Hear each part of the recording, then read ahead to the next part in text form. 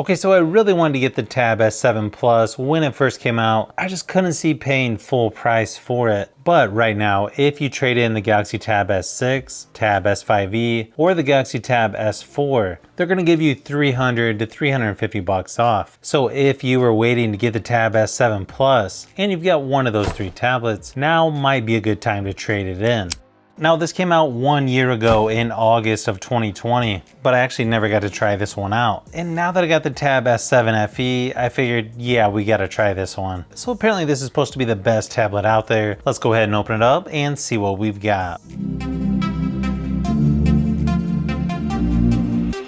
Now this is the 128GB storage version with 6GB of RAM, and this is the newest Mystic Navy color.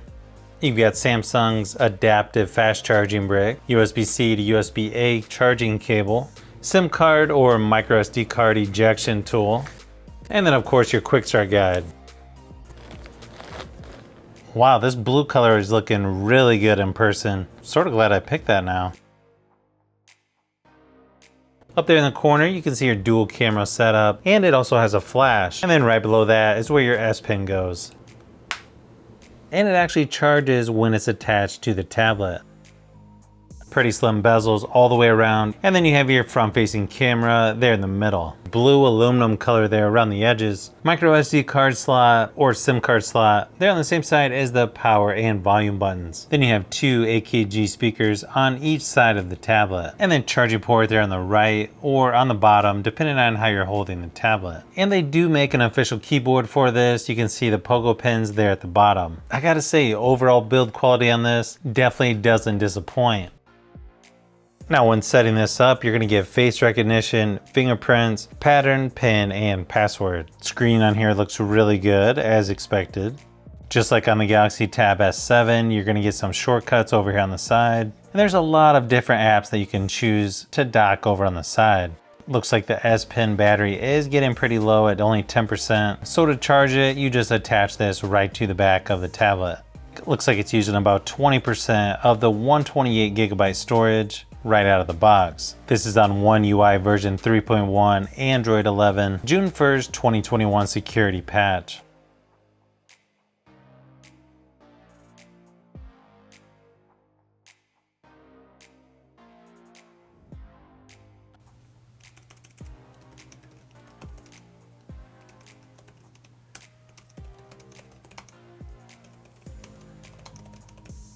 And with this S Pen, you're gonna get air actions to open apps, take pictures, control music without actually touching the screen.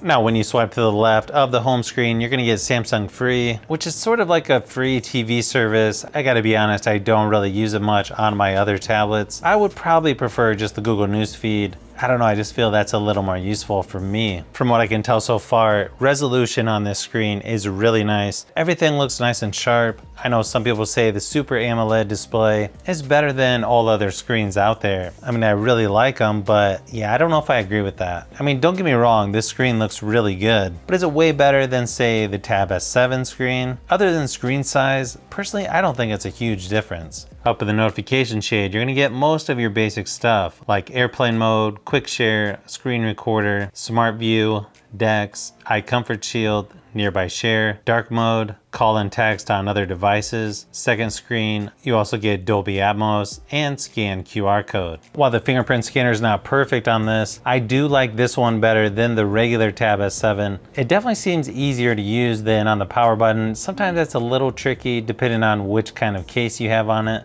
Now let's do a quick speaker test just so you can get an idea of what they sound like.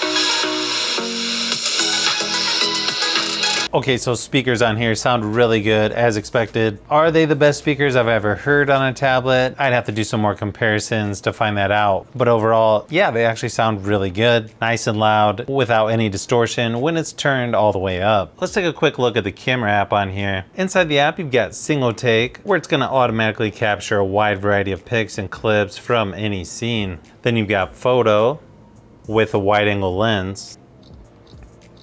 And as expected, pretty fast shutter speed. In video, you've got 4K up to 30 frames per second on the rear facing camera, and then 1080p, 30 frames per second on the front facing camera. And then you've got a few options here and more, such as AR Doodle, Pro, Panorama, Food, Night Mode, Portrait, Video, Pro Video, and Hyperlapse. So after testing the camera out a little bit with this tablet, it became pretty clear that, yeah, this actually takes pretty good photos. Maybe not quite as good as my Galaxy S21 Plus, but it's definitely not too far behind. Here's a few samples of photos and video, just to give you an idea of what to expect from the Tab S7 Plus. Cameras on here, you're gonna get a 13 megapixel, plus you're gonna get an ultra wide 5 megapixel, and then an 8 megapixel for the front facing camera. Video on here looks pretty good as well. I know I normally say do not use tablets for video conferences, but if you were gonna use a tablet, yeah, this probably would be the one to use.